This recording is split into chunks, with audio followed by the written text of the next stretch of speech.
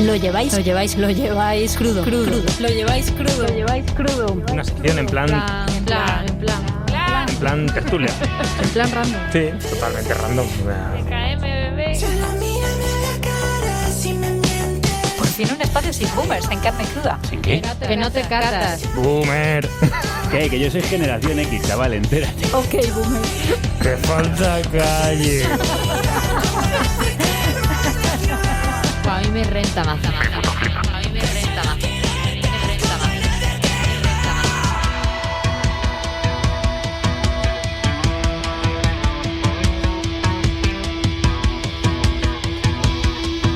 Lo llevan crudo. Han nacido en un mundo precario en el que el acceso al trabajo y la vivienda es muy complicado. Han crecido en un planeta en plena crisis climática y están viviendo su juventud en una crisis sanitaria, económica, política y social. Por todo eso, 45 años después del No Future de los Pistols, me temo que los jóvenes tienen razones de sobra para volver a cantarlo. Para hablar de cómo ven el futuro, si es que lo ven, hemos invitado a 3 jóvenes que ya han pasado por aquí y cuya lucidez nos llamó la atención. Lucía Muñoz, antropóloga, estuvo en el programa sobre la memoria del Valle de los Caídos. Crudos días, ¿cómo estás? Crudos días, Javier. Pues muy bien, muy contenta de estar aquí. Nico Uriarte, iba a decir Nuki. Nico Uriarte es ahora camarero, ha terminado hace poco el bachillerato de arte y también lo conocéis por el podcast que hicimos sobre los jóvenes. ¿Cómo estás, Nico, querido amigo? Estoy bien, gracias. Y Daniel Treviño es militante sindical, anarquista y camarero ahora, y también ha estado en varios programas de esta carnicería. Crudos días. Crudos días, Javi. Bueno, pues eso, empiezo por lo que cantaban los Pistols. ¿Veis o no veis futuro? Lucía. Yo creo que tenemos una sensación de continuo... Como que nos va tarde el futuro un poco, pero bueno, yo creo que al mismo tiempo somos muy idealistas, o sea que futuro, sí, lo que pasa es que nos cuesta imaginarlo. ¿Dani? Hombre, yo creo, a mí me gusta que hayas puesto el ejemplo de los Sex Pistols, porque creo que la idea del futuro, ahora mismo, los Pistols cuando cantaban No Future no lo cantaban porque no tuvieran esperanza en el futuro, sino creo que lo cantaban con una idea nihilista, ¿sabes? Era como, bueno, vamos a atentar contra lo que principalmente todas las sociedades sostienen, la idea de un futuro mejor, y nosotros vamos a cantar contra esa idea. Pero creo que el No Future de los Pistols de los 70 no es igual que el No Future de los 2020, ¿sabes? Los Pistols crecieron en el estado del bienestar prácticamente, y en su imaginario era como, bueno, vamos a fingir que todas estas condiciones materiales que tenemos, que son súper sólidas, no nos van a condicionar un futuro. Nosotros ya no las tenemos directamente. O sea, tenemos una destrucción del tejido público, tenemos una destrucción de la precariedad absoluta de los puestos laborales. O sea, no tiene nada que ver. Bueno, yo tampoco estoy tanto de acuerdo en todo ello. También proviene la rabia de los Sex Pistols y de otros grupos del tiempo de una clase obrera bastante precaria en esos finales de los 80, finales de los 70, principios de los 80. Sí, es cierto, pero creo que ellos son previos a Thatcher, ¿no? Creo recordar sí, que son previos a Thatcher. O sea, Thatcher realmente sí que me parece el comienzo de la época en la que estamos ahora, que es el neoliberalismo. O sea, me da la sensación que los Pistols vivieron el final de la época del estado del bienestar y su No Future era más provocador, como eran ellos, y nuestro no futuro viene ya directamente de una quemazón, o sea, de un socarrat prácticamente de la realidad, ¿sabes? Entiendo, Nico, ¿tú qué piensas? Mira, justo hablando así como de música y por ejemplo respecto al futuro, me parece súper divertido pensar en cómo cambia el tono de los grupos actuales, por decirlo de alguna manera, nuevas olas. Y es que antes estaban enfadados, ahora más bien parecen tristes, y me parece bastante representativo de esa relación con el futuro, de que unos pues quizás lo que estaban era desafiando, cuando unos ahora, como ha dicho él, no es que ya esté desafiando algo, es que ya no existe ese algo, ya no tengo esa esperanza, ya no hay algo que desafiar porque ya se ha demostrado que no está ahí. Entonces es más bien como de, qué mal estamos. Entonces estáis más deprimidos que rabiosos. Yo quizás no, pero la gente a mi alrededor estoy desde luego seguro que sí. ¿Por qué? Yo creo que, bueno, si quieres decir tú algo, Lucía, yo creo que, bueno, seguro que, no sé si habéis escuchado hablar alguna vez de la teoría de Mark Fisher de la cancelación del futuro. Sí. Bueno, no, Mark Fisher es este señor que habla sobre, bueno, de cómo el capitalismo ha anulado toda posibilidad de futuro. Ana Pacheco creo que habló de Sí, en uno de los sí, programas. además está súper valiente. Pues yo creo que no es así. O sea, creo que hoy en día, más que nunca en la historia, el futuro tiene un peso tremendo en los relatos culturales y sociales. O sea, tú sales a la calle y de repente hay compañías de seguros anunciándote, previendo el futuro. Vivieron felices y comieron perdices. O sea, vivimos en la época de la publicidad. La publicidad ha copado absolutamente el relato narrativo de la vida de la gente. Antes la tradición, que era lo que había antes, explicaba de dónde venías y a dónde vamos, ¿no? Y ahora directamente la publicidad ha copado todo ese mensaje, porque la publicidad necesita prometer para vender y necesita recordar el pasado para comparar. Entonces, por eso la nostalgia y el futuro son dos cosas que tienen un peso completamente tremendo, casi abusivo en nuestra vida cotidiana. Por eso la nostalgia, por ejemplo, seguro que, yo que sé, la música precisamente, que estamos hablando justo ahora de esto, hay un montón de grupos revival. O sea, parece mentira en el periodismo musical como que todo se tiene que comparar con lo anterior, o Messi es el nuevo Maradona, ¿no? Parece que no podemos disfrutar algo por lo que es, sino en comparación a lo que fue. Y por otro lado estamos constantemente rodeados de una publicidad que nos está prometiendo constantemente cosas. Yo, por ejemplo, el futuro... O sea, pensando en los anarquistas, que justo antes de entrar aquí al estudio estábamos hablando del anarquismo, yo creo que... pensar en el futuro es bastante tramposo, porque el futuro realmente siempre no vamos a saber cómo va a ser. Pero si buscamos trascender, creo que es un acto mucho más relevante. Es decir, toda la frustración que tenemos y toda esa tristeza que tiene nuestra generación, yo creo que viene en parte de una saturación completa de futuros posibles. O sea, te están prometiendo todo el rato el futuro, pero sabes que todas tus elecciones van a estar... Claro, que son inalcanzables porque todas tus elecciones están preconcebidas o predispuestas por un sistema capitalista que, quieras que no, te va a explotar durante 50, 60 años de tu vida para que trabajes en lo que sea. O sea, me da igual que seas futbolista que seas cajero de un supermercado.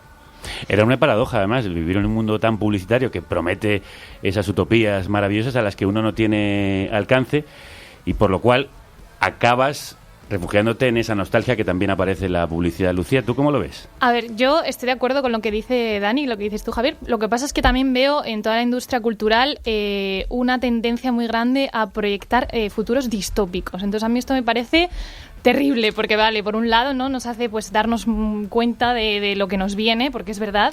Pero a mí todo esto de solo pensar en el colapso en todos los sentidos me pone muy nerviosa, y me parece que es muy importante empezar a pensar en utopías y en alternativas. Porque, claro, también es verdad, somos una generación que ha vivido en poco más de una década 2 crisis, que se supone que la primera era financiera y la segunda sanitaria.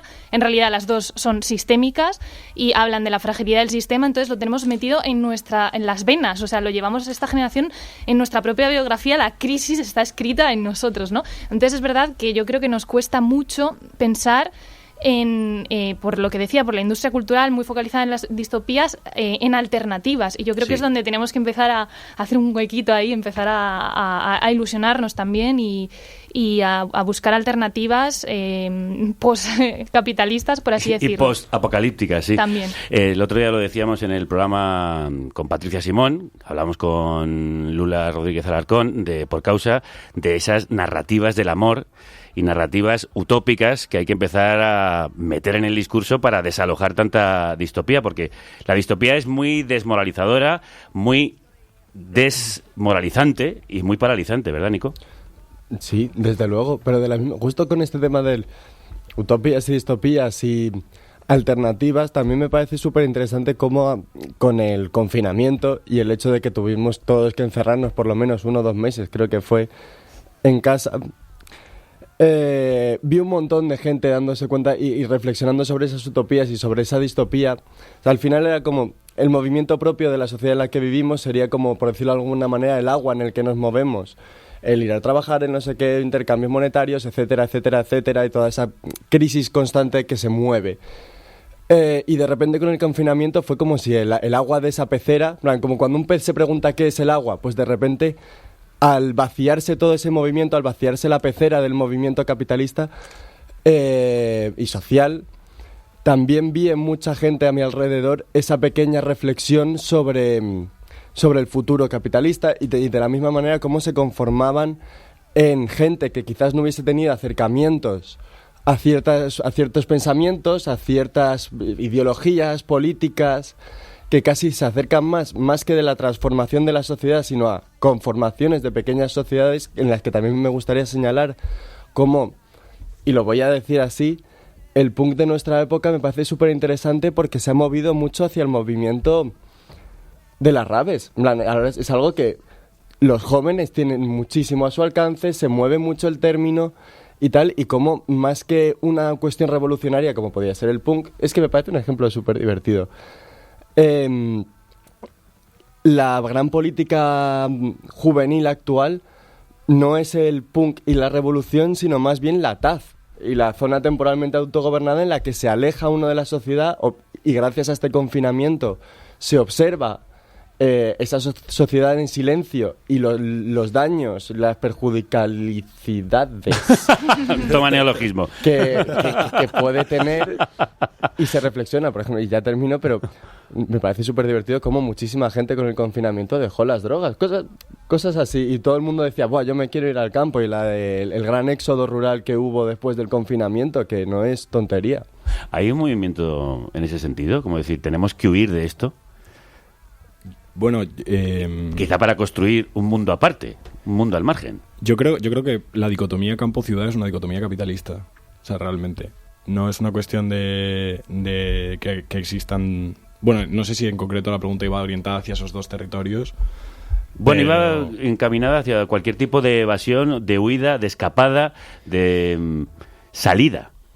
Hombre, yo creo que, hablando del punk, o sea, que parece que es interesante todo esto de que estén los Sex Pistols un poco, que han estado de fondo, yo creo que una de las cosas que hizo el punk...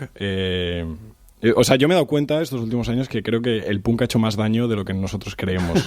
Porque ¿Qué vas a teorizar? El punk ha asociado una cosa que, por ejemplo, en los años 30 en España era impensable, que era anarquismo y antisocial. O sea, que no tienen nada que ver. O sea, son como completamente todo lo opuesto.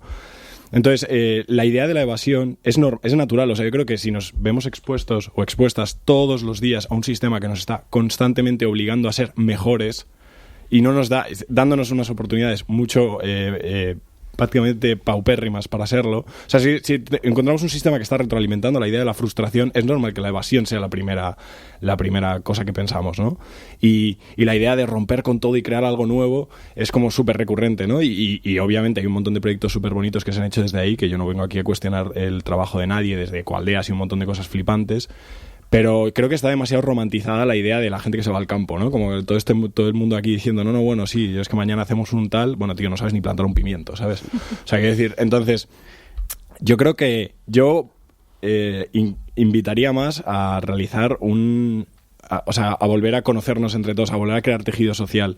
O sea, es muy fácil, y yo entiendo esa pulsión que yo creo que es generacional, de todas las generaciones, de romper, que yo la he tenido, ¿sabes? Yo he sido esa persona con una cresta de color verde y con una camiseta de Oxímoron o los Exploited o Dead Kennedys, pero luego de repente te das cuenta de que estás, o sea, eres mucho más social en una asamblea, compartiendo espacio con el portero, con la asistenta del hogar, con los punkis, con todo el mundo. O sea, tienes que crear un movimiento común.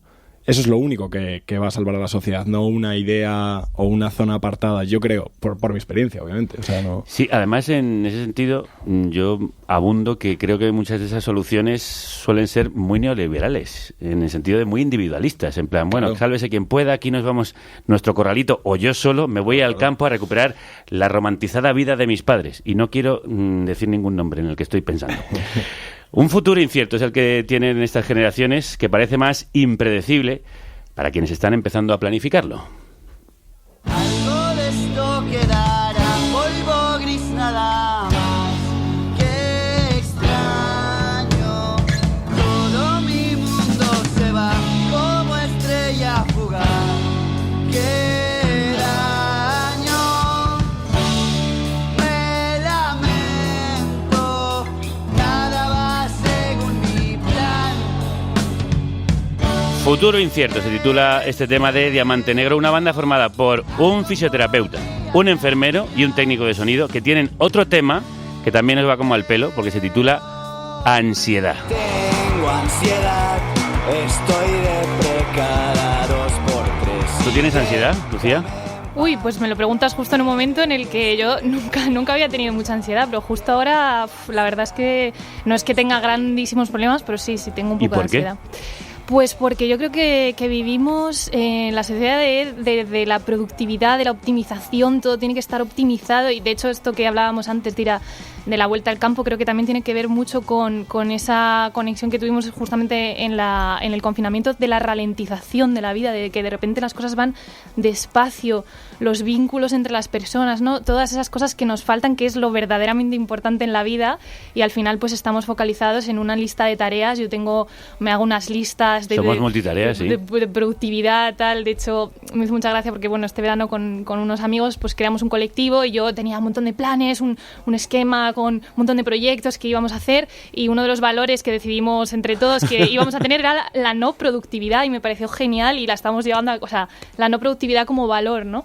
Y pues yo creo que tiene mucho que ver con eso, con el agotamiento de la multitarea, de que muchas veces hasta el ocio se convierte en un tic más, todo el mundo de las redes sociales, todo está ahí interrelacionado y creo que tiene mucho que ver con eso. Aquí estamos trabajando en ello, de hecho hemos reducido de 5 a 4 programas precisamente para producir menos, cuidarnos más y cuidar más lo que hacemos. ¿Tú tienes ansiedad, Nico? No... Pero lo has tenido. Particularmente fuerte, sí. Lo has tenido, yo lo he visto, lo he vivido. Oh, mierda, ¿cuándo? Bueno, pues alguna vez aparecías ahí por el lugarcito, el sitio de tu madre y venías bastante ansioso. Es que tampoco tengo muy claro dónde termina la ansiedad, dónde empieza la ansiedad. También al ser un término tan manido, recurrente... me da a mí que ha perdido significado. He tenido ataques de ansiedad, que identifico como ataques de ansiedad porque me ha faltado el aire y te pones muy nervioso y, bueno, nervioso. Es peor que estar nervioso, en plan, es una movida. Por no llevarlo solo al término médico, ¿tienes ansiedad frente al futuro? Ah, sí, muchísima, claro. ¿Por qué? Simplemente el planteárselo ya genera ansiedad. O sea, el futuro ya implica incertidumbre. Futuro incierto, como dice el tema de Diamante Negro. Sí. Entonces, pues claro que genera ansiedad no saber... No tener esa... Por lo menos no tener una promesa de algo que parece factible genera esa ansiedad. Si por lo menos, yo qué sé, pues te dicen, vale, consigues un trabajo en una universidad, no sé qué, no sé cuántos, vas a tener un trabajo por lo menos. Ahora ya es que no tienes ni siquiera eso claro, entonces, aunque no quieras seguir ese camino, ya es un estrés. De hecho, tú ibas a ir a la uni a estudiar filosofía y creo que te has tomado por ahora un tiempo. Empecé en la universidad, aguanté un mes el doble grado de filosofía y política. ¿Y qué ha pasado? Pues varias cosas. Primero, yo este año no tenía pensado estudiar. Tenía un plan de irme a vivir a Buenos Aires y no salió bien. Entonces pues ya dije, pues ya que estoy aquí en Madrid, ¿qué voy a hacer? Pues chicos, voy a hacer algo por las mañanas, vete a estudiar. Y luego también ya a nivel personal que me di cuenta que la carrera de filosofía y de política en esta cuestión no estaba hecha para lo que yo creía, para lo que yo quería de esa carrera. Y es que yo quería ir a esa carrera para alimentarme, ¿sabes? Al final cuando eres lo que estudias... Y estás estudiando, te cambia, en plan, te afecta a ti personalmente. Y veía que la gente y la propia carrera no estaba orientado hacia eso, sino a lo que, y lo voy a decir, friquismo. En plan, me acuerdo de preguntarle a la gente, nada, tal, ¿tú qué piensas? Sí, soy comunista. No, mentira, no eres comunista, en plan, te estoy viendo, veo tu ropa, veo cómo te comportas. De comunista no tienes nada. Has leído 1001 libros y has determinado que esta es la tesis que más se adecuaría al mundo. Yo para lo que estudiaba era para descubrir una tesis y de repente si descubro el situacionismo decir, vale, ¡buah, me flipa! Ahora soy situacionista y cambio mi manera de actuar. Entonces la manera en la que la carrera estaba orientada no me satisfacía, incluso me estresaba, porque es que creas que no, con tantísimo temario era imposible, o le dedicabas 27 horas al día o no, tal. O sea, que estás tomando un tiempo también de reflexión. Sí. Precariedad, vivienda, cambio climático. Si hiciéramos un CIS de los miedos de la gente joven, ¿cuáles serían? Bueno, yo antes que nada un saludo a Benoit de Diamante Negro, que es coleguita. Buenos temas. Bueno, yo creo que... o sea, los miedos de la generación, de nuestra generación... Bueno, no lo sé, esto es algo que supongo que tenemos que poner en común.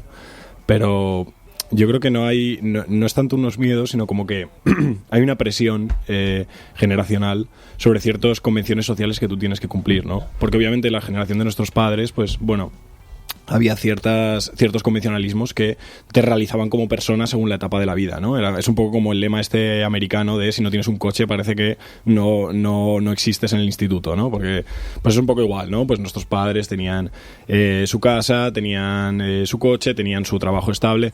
Todas esas digamos, estructuras que eran más o menos generales en la generación de nuestros padres, a día de hoy son inalcanzables muchas veces, o son cosas que, bueno, o la idea de la paternidad, o sea, antes eran cosas que igual...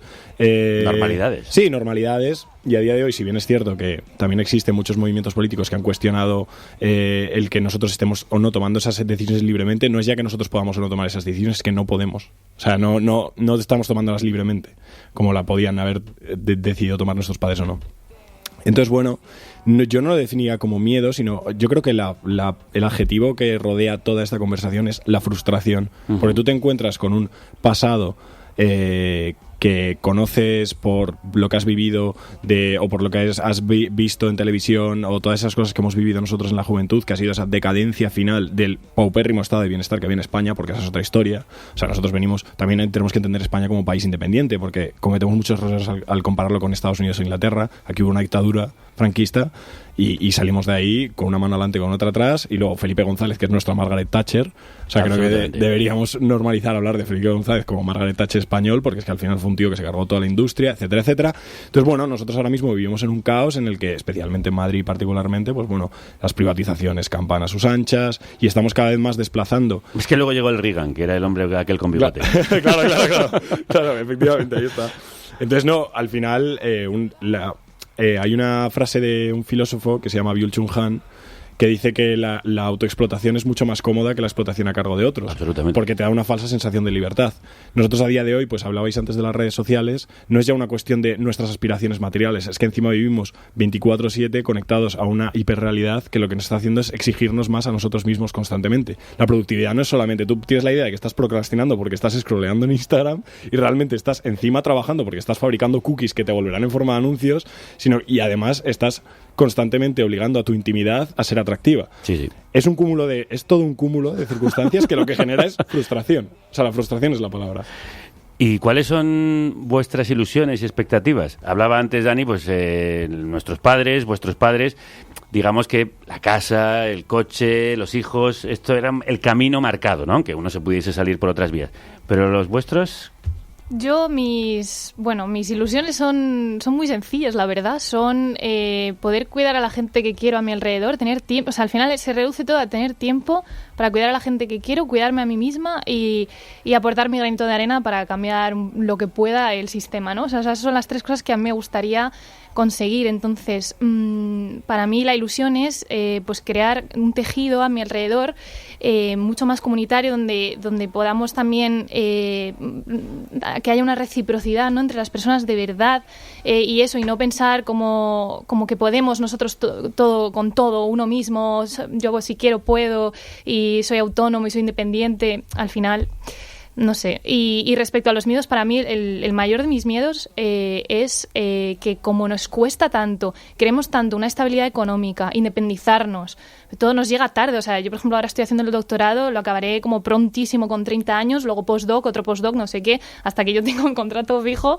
bueno, no sé cuánto. Claro, uno va dilatando, postergando su vida, ¿no? Justamente, y entonces claro, es difícil independizarse, es difícil pensar en tener una familia tal, y mi mayor miedo es que una vez que lo consigas, o sea, que la gente a mi alrededor lo pueda conseguir, esa estabilidad, o yo lo consiga, ya quedarte en esa rueda del hámster y digamos, olvidarte de quién eras tú, olvidarte de lo que es realmente importante y quedarte ya como en esa estabilidad. Te ha costado tanto conseguirla que te puedes quedar un poco ahí atrapado y perder pues todas tus ilusiones de cuando eras joven, tus ganas de cambiar el mundo y todo, porque ya has llegado, ya está, por fin, ¿no? Sí, al final uno puede ser atrapado por sus propios deseos. Claro. Líbrame de lo que deseo, dicen por ahí. Y entre tus ilusiones y tus proyecciones está tener una familia, encontrar un trabajo estable, tener una casa.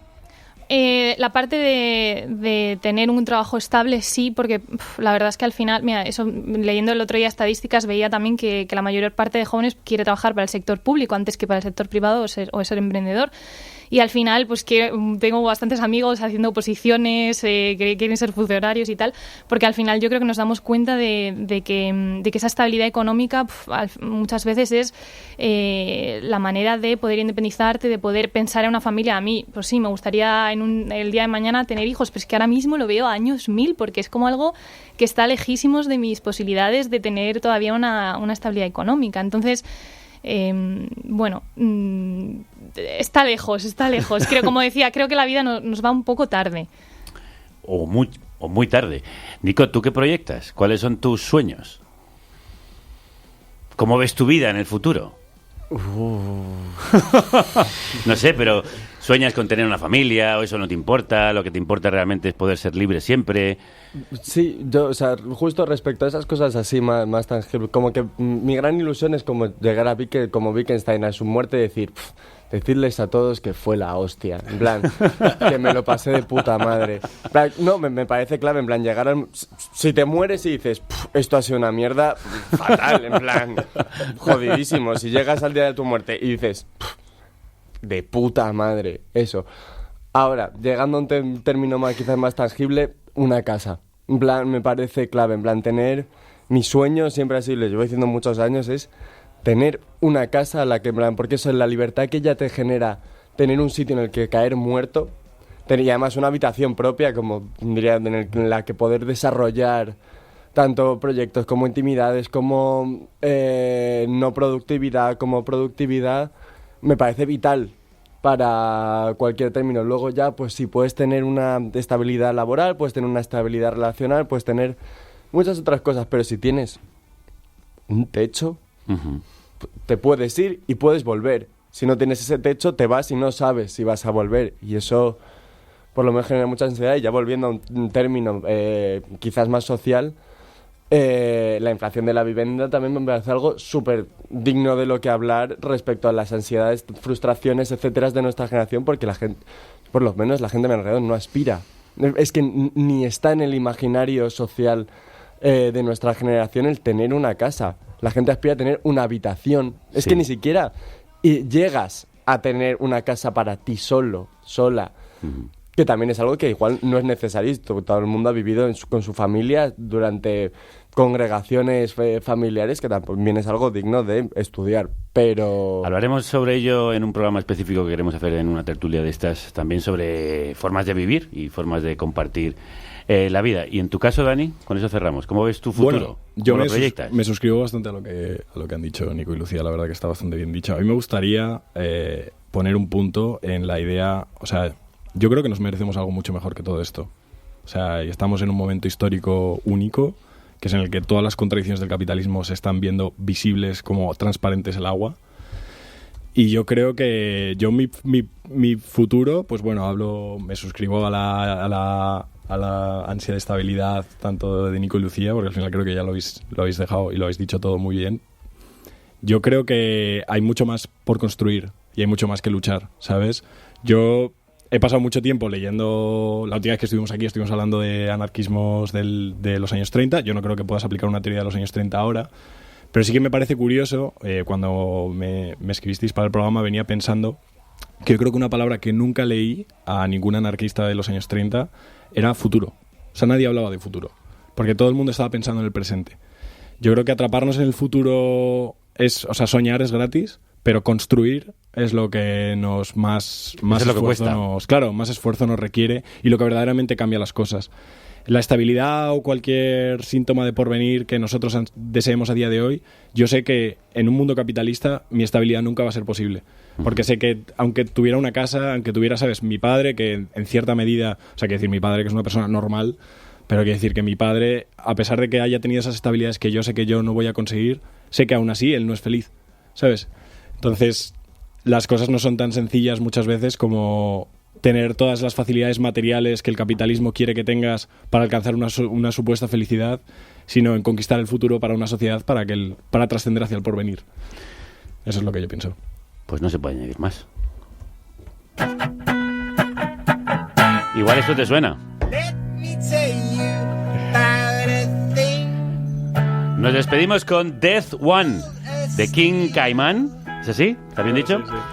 Sí. Aquí Dani Treviño se explaya con un guitarreo que nos revoluciona los oídos.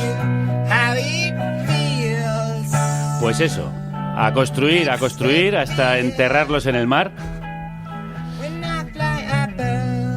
Y no os dejéis atrapar por el futuro. Porque el futuro no existe, solo este presente que compartimos. Lucía, Nico, Dani, muchísimas gracias. Gracias. Gracias. Let me